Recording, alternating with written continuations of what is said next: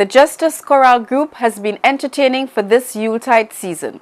You will see quite a bit of the group on Calabash TV over the next few weeks. Here are some excerpts of their most recent performance, staged at the Bay Gardens Hotel.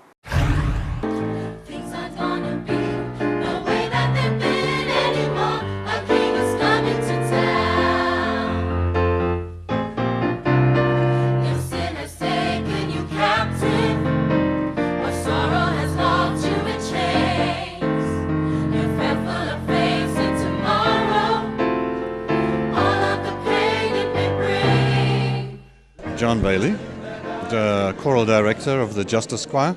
Well, this was our annual Christmas concert. We each year try at this time of the year to put together a very varied package of choral arrangements of many, many different styles and genres. So this evening we had some traditional carols that were arranged in new and interesting ways, and some Christmas kind of gospel music, and quite a lot of Caribbean music that was arranged and directed by my co-director Jason Joseph. So we try and make people happy by believing that somewhere in that kind of package there's going to be something that you'll really like.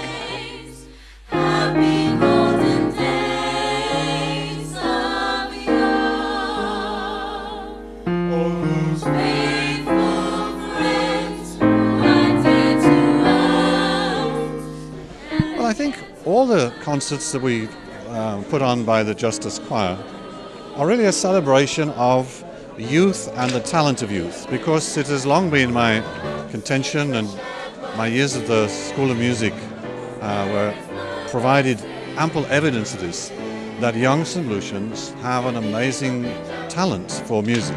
This talent is shown in many different ways. It's shown by the instruments that they can play. It's also shown by the wonderful way in which they sing.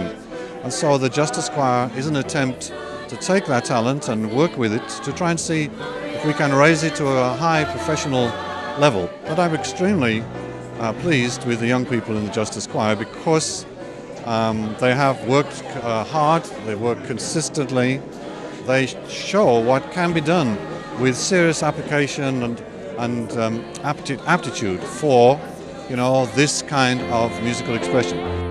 It's up to you to make a start towards a more forgiving heart, or will you turn and look away from problems you see every day? Oh no, let's lend a hand and reach out to a fallen man. If you want to see the problem clearer, start by looking in the mirror. I wish it could be Christmas every day. Jason C. Joseph, co-director of Justice Choir. On my end, it is very challenging because it requires a lot of time. I have to arrange almost all the songs. Unlike Mr. Bailey, who could simply go pick up the music, order it or whatever and play it, I have to sit and arrange all the songs, because you don't necessarily get Caribbean music arranged for choir. You have to do your own stuff. So it's time consuming, it's challenging. But I love choir, so that's what keeps me there. I love the whole choir thing. What is it like working with young people? Again, it can be challenging because not everybody has the sort of discipline that you expect to find in a group like that.